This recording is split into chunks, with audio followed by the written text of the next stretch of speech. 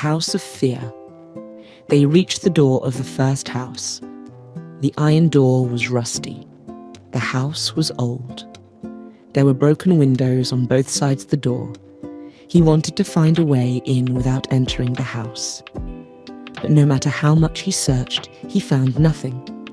Reluctantly, he stood by the door. He reached for the door and pulled it toward himself. At that moment, a fear filled his heart.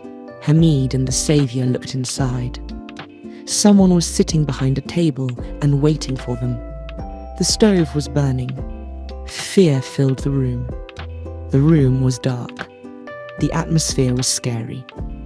Next to the stove, there was a door. Hamid and the dog looked fearfully at each other. "Come inside." A scary voice called from behind the table. Hamid and the Saviour entered the house. When they entered the room, the door closed with a loud noise behind them. Even though the stove was burning, the inside of the house felt dark and cold. Hamid wanted to see the owner of the voice. He saw someone sitting in a long old cloak in front of the stove. A face that resembled a skeleton looked at them. The skeleton's eyes were orange, just like the flames in the stove. Hamid only felt fear. "You are my first guest in a long time," the owner of the house said in a raspy voice. Hamid saw that there was another door on the right side of the stove. He thought it was the exit door. "Excuse me, but I think we bothered you. Can you tell me where this place is?" Hamid asked. "So you don't understand where you are yet? Let me tell you a bit about this land. Only your dream can bring you here to the dreamland." "What brought you here?" the owner asked in a commanding tone. "I don't know," Hamid stammered. "You know very well. For example, do you know how this dog got here?" The dog dreamed to escape from that car and opened its eyes here. "But what about you?" Hamid didn't know what to answer. He thought about what his dream. Suddenly, he remembered the letter in his pocket. Quickly, he took out the letter. "Oh, I remember," he said.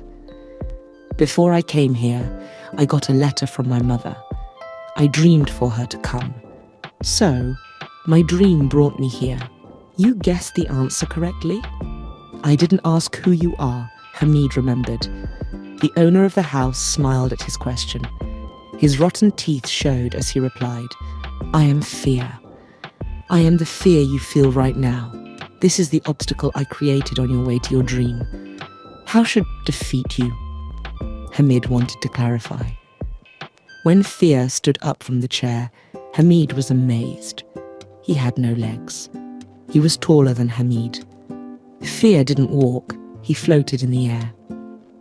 As he floated around the room, Hamid felt the already cold house grow even colder. "Do you see this door?